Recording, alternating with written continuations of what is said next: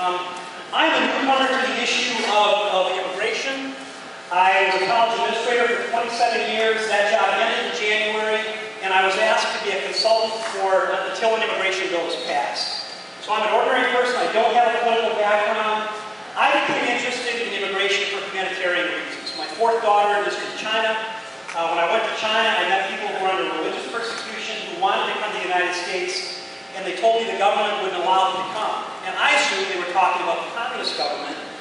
But as I learned more about the situation, I found out it was the United States government that had immigration policies that made it very difficult for them to come here. And the people that I was talking to were engineers, scientists, business people, and they ended up in places like Vancouver and Toronto. And it was the first time I became aware there's something in our immigration system that just doesn't seem right. These are the kind of people who are going to be good neighbors, they're going to start businesses, they're going to employ people, something's wrong. I'm going to start the slideshow with two quotations and a trick question, and then we'll move through some things relatively quickly. I actually spent a couple of weeks working on this presentation, and last night I decided that I didn't like it. So I got out here early and rewrote it in the basement of this facility before the dinner tonight. And I intentionally, I didn't have a chance to have my assistant proof it, I intentionally hid 10 typos in the presentation. So if you can find all 10 typos, you get a free beer after the awards ceremony for tonight. First quotation that I have, I love to collect quotations, I thought this was a good one. The whole modern world has divided itself into conservatives and progressives. The business of progressives is to go on making mistakes. The business of conservatives is to prevent mistakes from being corrected. And my sense in hearing about Mayor Kirk is he did a great job finding the balance between those two extremes. He was willing to correct mistakes and also willing to consider new ideas. Here's another quotation, and I modified it just a little bit. Why don't these blank and blank people adapt to our language and our customs? My descendants came here decades ago, and now we're being overrun by a bunch of aliens. They are so blankety blank. There are so blankety blank, many of them, that it's most likely we're going to be forced to become like it. It's more likely that we're going to be forced to become like them than they will ever become like us. Them becoming like us is about as likely as our skin color changing to theirs. Who do you think said that? People know. I actually paraphrased just a little bit. That was Ben Franklin talking about Germans. Every new group has faced discriminatory comments and has faced opposition. So that's nothing new. I have a trick question, and we'll come back to an answer for this later. Here's the trick question. I want you to be thinking about this as we work our way through this presentation. If a 35-year-old Mexican man with a high school degree and a sister already living in the United States wanted to come here legally so that he could work on a dairy farm, doing a job that people here don't want to do, how long should it take for him to come legally? So think about that question, and we'll have an answer a little bit later. I want to kind of frame my presentation around 4 questions. And I think these are fair questions, and I think they're questions that are on the forefront of everyone's mind as we're thinking about immigration. Why do today's immigrants come to the United States? Why are people coming here? A second question that I think is a fair question, why don't they come legally like we do?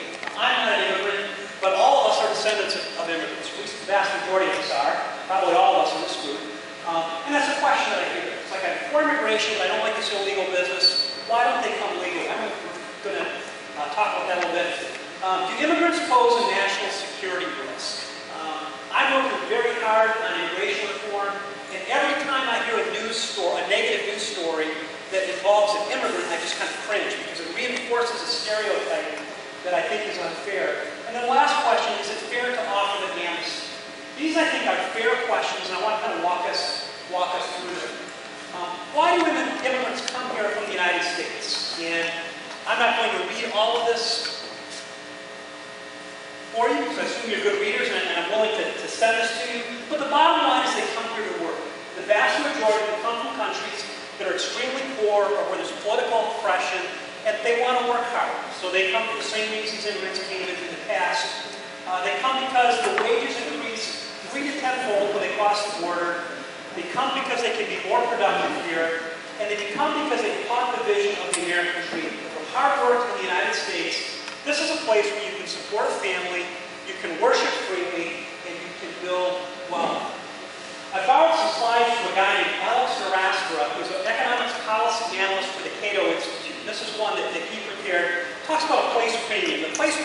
says, you earn a different income doing the same thing based on the place where you're doing it. And the place premium for Mexico is times 3. What that means is whatever you do, if you're a plumber in Mexico and you make $10,000 a year, you come to the United States, it's going to triple. If you're a farm worker in Mexico and you come to the United States, it will triple. If you're coming from India, it will multiply by 6. And if you're coming from Haiti, by 10. So coming here, there's a powerful incentive because their wages increase. I want to talk a little bit about immigrants and productivity. The Cato Institute estimates that we could add $30 trillion to $90 trillion worldwide if all global immigration barriers were eliminated. That's probably never going to happen. But the reason that would happen is immigrants become more productive when they reach their destination countries. And there's an assumption that there's a pie that's only so big. And if an immigrant comes, they're going to take part of the pie from the rest of us. Or that if they're contributing a piece of pie that's this big in Mexico, when they get to the United States, they contribute the same size piece of pie.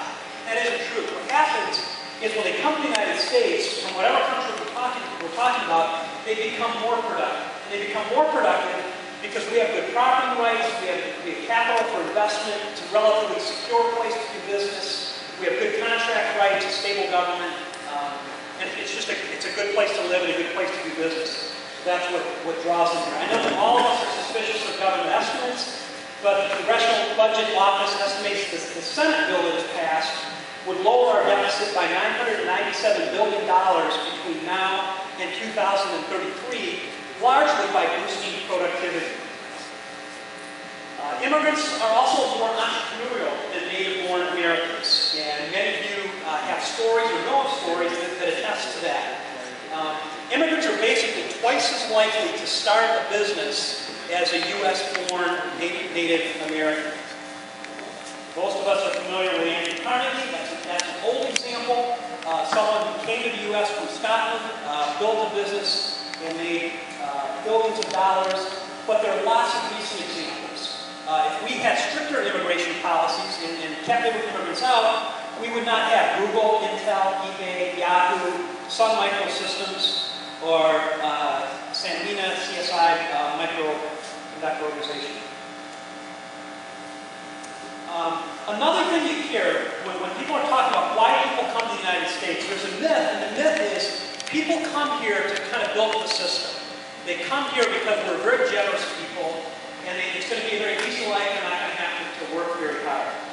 And this is information that's all new to me. Things that I've learned as I've been studying immigration the last 6 or 7 months. Unauthorized immigrants, illegal immigrants, are ineligible for cash subsidies. They can't get food stamps, they can't get Social Security income, but their cash benefits are not accessible to them. The only relief, social service relief assistance is available is emergency medical care, and their children can attend school. So those are the things that they can access. They can't get cash benefits. If they're legal immigrants, and they come and they are documented, they get their green card, or they get their citizenship, they're less likely to use government programs. That's because they tend to be younger, they don't need programs that are set aside for people toward the end of their life, and they're here to work hard. And immigrants, if they do end up receiving welfare, they receive a lower amount on average than native-born Americans. So, basic answer to the first question, why are they coming here? They're coming here so they can work hard and support their family. And they recognize that America is a great place to